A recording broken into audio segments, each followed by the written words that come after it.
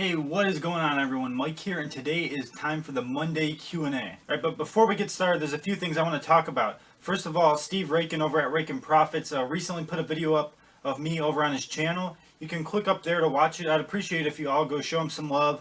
Like the video, thumbs up, comment if you want. It's about going all in with your business, and I think I did a good job trying to help motivate people to really take the next step and be more serious about their business in the future. Secondly, if you guys didn't notice, the channel has a new banner and we have a new logo for Online Sellers Unite. This was done by Glenn over at Hustler Hacks. I'll link him up there. You can check him out if you want. He's also a reseller and he does graphic work and stuff on the side. Really nice guy, so I'd appreciate it if you guys show him some love as well. On top of all this, there's a lot of new stuff going on right now. Pretty soon I'm going to have a big announcement for some cool stuff I'm going to be doing. And I'm going to be working on the wholesale website very soon. I think this next week I'm going to try and get all the Skype calls done that I missed from the giveaway. And then from there, I'm going to get caught up with videos for at least an entire week and then just move forward with the website. I have all the money together to go ahead and buy everything I need for it. And I just have to work on getting everything listed. Obviously, that'll be a slow, long process to get everything listed because there's thousands of items. But I can at least get a good amount started out so everyone can see it, see if they like what is offered, and we can move from there. Recently, I made a different Facebook page for my actual content. You can see the link at the top of the page. It is facebook.com/OnlineSellersUnite, and then the Facebook group is Facebook/groups/OnlineSellersUnite. So everything is branded exactly the same. From here on out, I'll be posting content on my Facebook page. It'll then get shared to the groups and such. I'd appreciate if you go follow that page because that's where all the content from the blog to the videos to anything I find interesting or share worthy will be posted there. This will help eliminate clutter in the group and let the group focus on conversation, which it's been growing pretty rapidly, so thank you to all the new members. I appreciate it. But let's go ahead and get started on the Q&A. The first question comes from a user named Frodo. They ask, I was wondering how much the monthly storage fees are for Amazon FBA. So to answer that, the monthly storage fees for Amazon FBA are minimal unless your items are there for over a year, at which point you're charged long-term storage fees. An example would be last month I was charged $678 or something like that to have about 700 units in storage for the month. So if you look at those numbers, you're looking at about $1 per 100 units every month, which isn't very much at all. Evadesk asks, so 30 hours a week as a reseller versus 80 hours a week as a chef. How many hours a week were you as a part-time reseller? Hey, I have a good question here. First of all, I want to correct something here. I don't put in 30 hours as a reseller and 80 hours as a chef. That's not even close to the breakdown. In my video recently, I said I put 40 hours a week into actually listing and selling and probably another 30 into managing the videos, the community, posting content, watching videos, learning, researching, because that's what I enjoy doing. I like learning about business. I like sharing what I know with everyone. And I think as time goes on, you'll see that spread change drastically. Probably a lot less time spent selling and a lot more time spent on videos and other projects that have to do with content, because that's what I really enjoy doing. It's what's created the community here. It is what truly has sparked my ambition to make videos. I've been doing 4 videos a week now because I truly enjoy it, and I wish I could do 12 videos a week, but I just don't have enough time to edit and then upload and deal with the community. I would have to hire a full-time content manager to do that, and I just don't have the funding to do that right now. So I think the breakdown is roughly the same. I used to put in 80 hours a week as a chef, but that was all chef work, versus 80 hours a week now as a reseller, but it's broken down in a different way. Now, as far as the part-time reselling, I put in minimal hours until I actually left my job at the end of the year.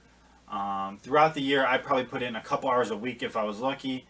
But I mean, I was already working 80 hours a week. I was really tired. I had the same days off every week, and one of them was Monday, and I would literally just lay around Monday and let my body recuperate from being so tired. And I had Tuesday off every week, and that day was just to get caught up on everything, which was bills and getting stuff to live and dealing with comments from the videos. And at the time, the videos were going nuts. And recently, a video of mine hit 100K views, and that was the video that sparked the whole channel in the first place. I went from 300 subscribers to 3,000 in just a few months because of the videos. So as a part-time reseller, a few hours a week tops. Now I do about almost even split between content and actually selling. Green Shell Gamer asks, this may have been asked before, but what would you say is your favorite find of all time? Or the find that has made you the most profit? First of all, Green Shell Gamer, awesome name. I get the reference. I hope other people do as well. And I appreciate the question because it's a really good one. So I have talked about it in the past, but I can't remember which video or what time. My favorite find of all time is a video game, funny enough since you asked. And it was Super Castlevania 4, brand new sealed, and it was a rare version of the game. And I'll explain the story real fast. So Super Castlevania 4 was initially released in Japan, and then it was moved to America, and all they did was translate the game over. At the beginning of the game, there is like this figure, this female figure that shows up, and in the original Japanese version, they didn't have heavy censorship over there, so they showed nipples. And only a set number of this game was released in the US because people started complaining and parents were taking games back because there was nudity at the beginning, and back then that was a really taboo thing. And so this Japanese version of the game, which said made in Japan on the back, was pulled from all the shelves in America. And a lot of the games were probably destroyed or lost in that time frame. And then they transferred manufacturing over to Mexico, and so all the games from there on out said made in Mexico on the back, and they like did something to cover the lady's nipples, and it was more censored, and that game was released, and that's what most everyone played throughout the years. Anyways, I actually bought this game brand new and sealed on Amazon. I was scouting Amazon for some games, and I seen that someone had really underpriced the Super Castlevania 4 brand new. At the time, the censored version was selling for $400. This one was brand new and sealed, and it was $200. I bought it, and I had no idea about the Japanese versus New Mexico thing. I found it way later. And I got it, and it was in such great condition. I was like, you know what? I'm not going to just sell this brand new. I'm going to send it in and get it graded. So I sent it in. I got it graded through the VGA, and it got like a 90 or 95 plus. It was like near mint plus. Really great grade. And unfortunately, I was a new seller at the time, so I sold it way too cheap. But I paid $200 for it. I paid like maybe 60 or 80 bucks to get it graded and UV sealed in like really nice case, and I sold it within like a day for $1,000. So that's what really sparked me to realize games were worth so much. But now that I look back on it, it was really a bad deal on my end because I could have saved that game. It would have been worth tons and tons of money now, and in the future as games get rarer and rarer.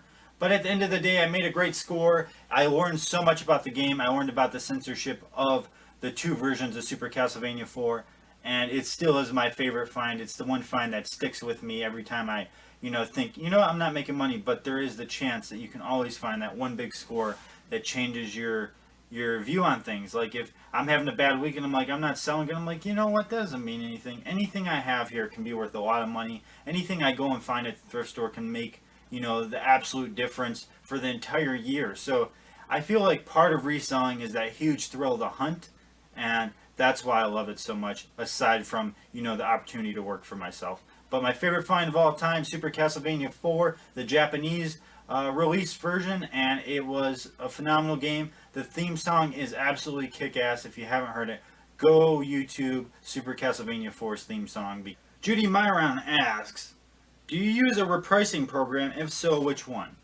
Judy, I do not use a repricer. I think they are ridiculous. They should be banned from the community because all they do is drive prices down. A. B. There's been so many issues with them. There was a giant issue just like a year ago where a repricer repriced like millions of items down to 1 cent, and tons of sellers lost their ass on that deal because Amazon did not back them as they shouldn't. And here's my advice to you. If you're fighting repricers and you can't compete with the prices, now this can be like a controversial answer. Honestly, I don't give a shit what people think. If you're using a repricer, then, and this happens to you, you deserve it because you're using an automated program to drive prices of items down. I mean, that's just shitty. So if you have someone repricing your item price 1 cent under over and over, drop your item price drastically. And this can be risky, so if you're not willing to risk the item, don't do it. But drop your price drastically. Like once I had a book that was selling for $40, a repricer came in, drove the price down to like 20 bucks or something. So I dropped my price down to $1. As soon as that repricer matched me, I put my price back up to normal price. That repricer's price, was so low that the item sold almost instantly. Bam, now I was the lowest price guy and I'm getting a fair amount for the item. So undercut them, let them match you, go back. Repricers, a lot of them don't price back up, they just stay down. So